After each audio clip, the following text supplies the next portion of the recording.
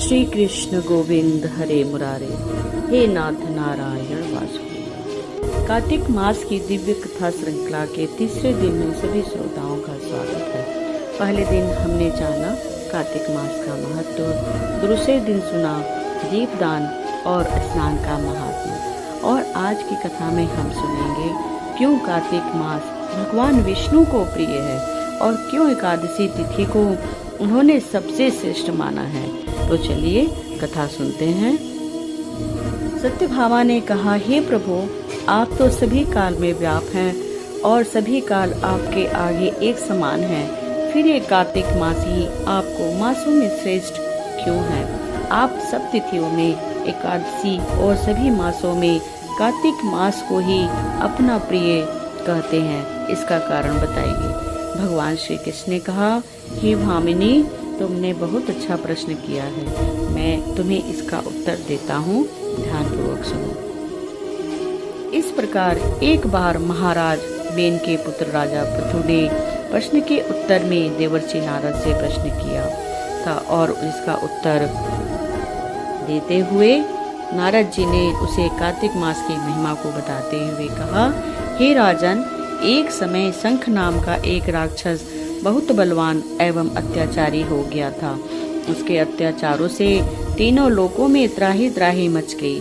उस शंख सुर ने स्वर्ग में निवास करने वाले देवताओं पर विजय प्राप्त कर इंद्रादि देवताओं और लोकपालों के अधिकारों को छीन लिया। उससे भयभीत होकर समस्त देवता अपने परिवार के सदस्यों के साथ सुमेरु गुफा की कंदराओं में बहुत दिनों तक छिपे रहे। तत्पश्चात वे निश्चित होकर सुमेरु पर्वत की गुफा में ही रहने लगे।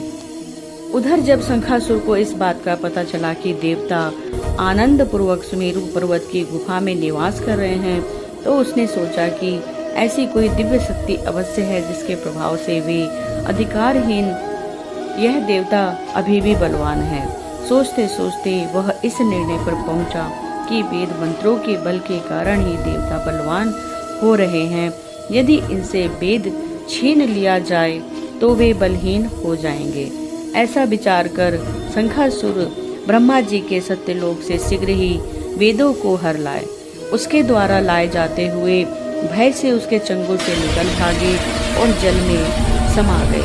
शंखासुर ने वेद मंत्रों तथा बीज मंत्रों को ढूंढते हुए सागर में प्रवेश किया, परंतु ना तो उसको वेद मिले और ना ही बीज मंत्र मिले।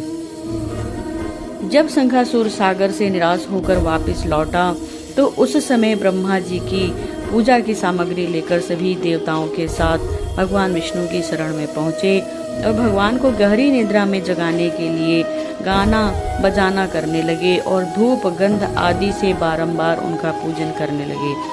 धूप दीप नैवेद्य आदि अर्पित किए जाने पर भगवान की निद्रा टूटी और वह देवताओं सहित ब्रह्मा जी को अपना पूजन करते हुए देखकर बहुत प्रसन्न हुए तथा कहने लगे, मैं आप लोगों के इस कीर्तन एवं मंगलाचार से बहुत प्रसन्न हूँ।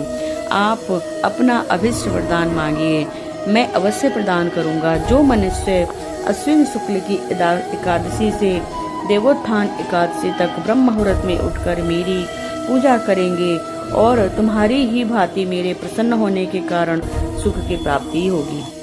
आप लोग जो पाद्य अर्घ आचमन और जल आदि सामग्री मेरे लिए लाए हैं, वे अनंत गुणों वाली होकर आपका कल्याण करेगी। शंखासुर द्वारा हरे गए संपूर्ण वेद जल में स्थित हैं। मैं सागर पुत्र शंखासुर का वध करके उन वेदों को अभी लाए दिए देता हूँ। आज से मंत्र बीज और वेदों सहित मैं प्रतिवर्ष कार्तिक मास में जल में ही विश्राम किया करूँगा। अब मैं मत्स्य रूप का धारण करके जल में जाता हूँ और तुम सब देवता भी मुनीश्वरों सहित मेरे साथ जल में आओ। इस कार्तिक मास में जो श्रेष्ठ मनुष्य प्रातः काल स्नान करते हैं, वे सब यज्ञ वे अवभृत स्नान द्वारा भली भांति नहा लेते हैं। हे देवेंद्र, कार्तिक मास में व्रत करने वालों को सब प्रकार से धन पुत्र पुत्री आदि देते रहना और उनकी सभी आपत्तियों से रक्षा करना।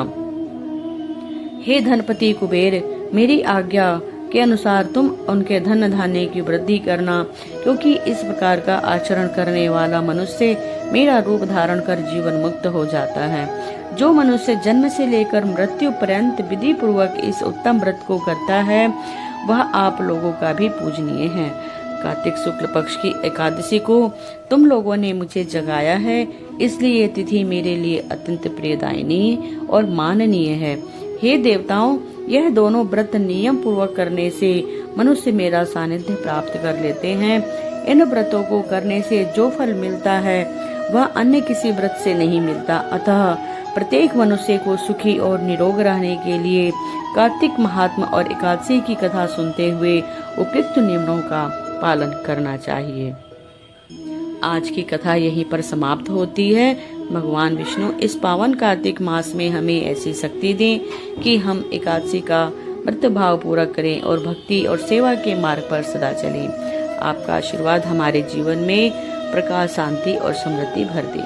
तो आज की कथा में आपने सुना कि सभी मासों में कार्तिक मास भगवान विष्णु जी को क्यों प्रिय है। कल की कथा में हम सुनेंगे एकादशी तिथि की महिमा और महत्व। आप सभी कथा से जुड़ें और अपने जीवन को भक्तिमय बनाएं। अगर आपको यह जानकारी अच्छी लगी तो वीडियो को लाइक करें, शेयर करें और हमारे चैनल को सब्सक्राइब करें। घंटी बजा का बटन जरूर दबा दें ताकि कल की वीडियो आपसे छूट ना जाए।